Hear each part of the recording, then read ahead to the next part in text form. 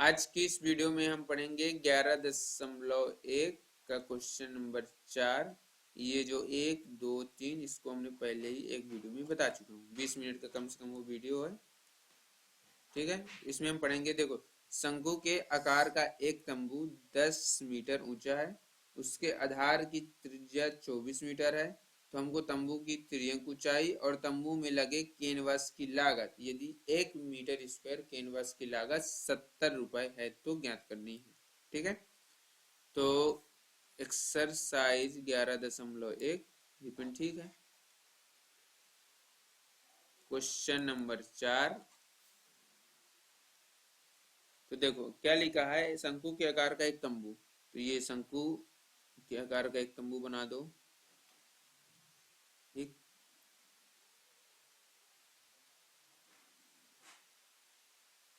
यहां से आधार की त्रिज्या, यानी कि यहां से ये आधार की ये त्रिज्या यहां तक हुई, ठीक है। तो शंकु के आकार का एक तंबू 10 मीटर ऊंचा है, तो मतलब इसकी यहां से यहां तक की ऊंचाई कितनी है, 10 मीटर, ठीक। उसके आधार की त्रिज्या है, मतलब कि यहां से यहां तक की उसकी दूरी कितनी है, 24 मीटर। तो ज्ञात करना है शंकु की तिर्यक ऊंचाई, मतलब ये हमको ज्ञात करना है एल का मान, और शंकु के लगे कैनवास की लागत, मतलब ये जो त्रिपाल लगी है ना, इसके कैनवास की लागत ज्ञात करनी है। तो दिया है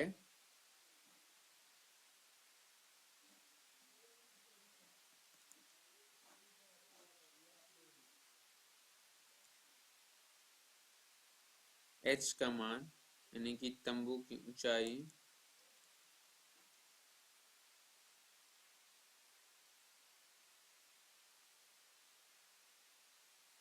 एच बराबर 10 मीटर, आधार की त्रिज्या आर बराबर 24 मीटर, ठीक है। तो ज्ञात करना है, क्या क्या ज्ञात करना है। पहला, तंबू की तिर्यक ऊंचाई,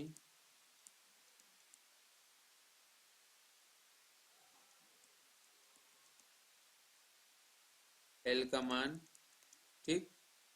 और दूसरा, कैनवास की लागत, ठीक। समझ में आ रहा है। कलर रोलर पेन की कलर ठीक लग रही है, कोई दिक्कत तो नहीं, समझ में आ रहा ना, ठीक है। तो तंबू की ऊंचाई h बराबर 10 मीटर, आधार की त्रिज्या r बराबर 24 मीटर, तंबू की तिर्यक ऊंचाई l बराबर हमको ज्ञात करना है। तो अब यहाँ से लिखो कि हम जानते हैं कि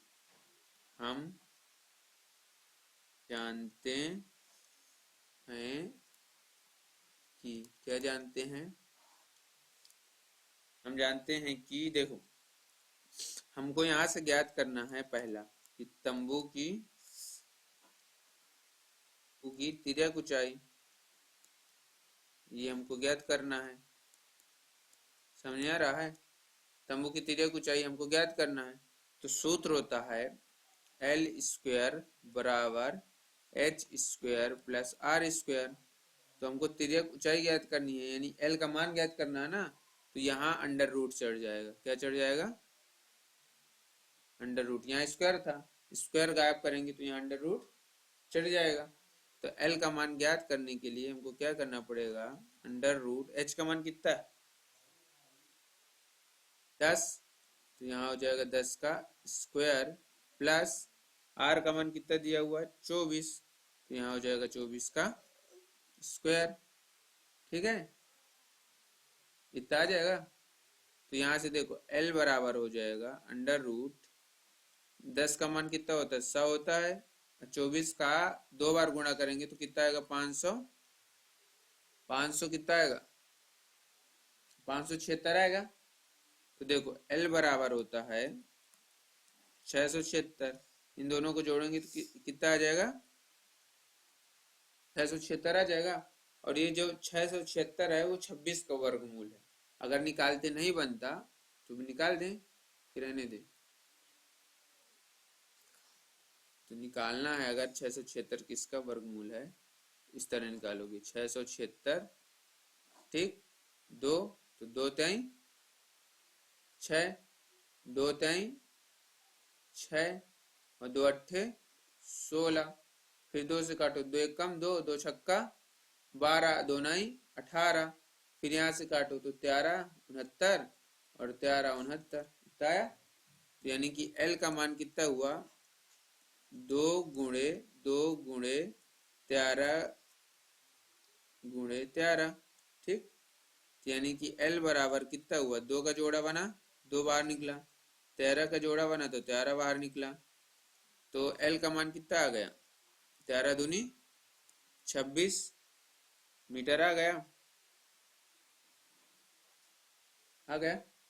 तो ये हमारा पहला आंसर।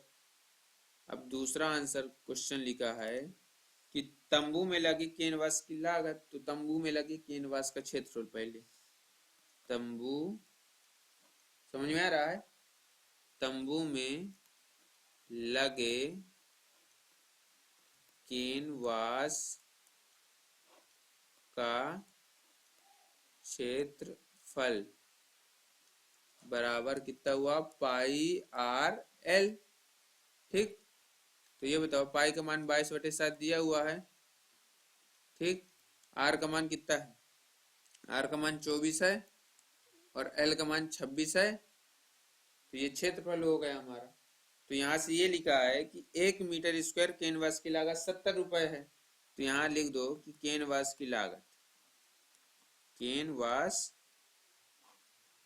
की लागत, तो 1 मीटर में कितना है, 1 मीटर में 70 रुपए है ना।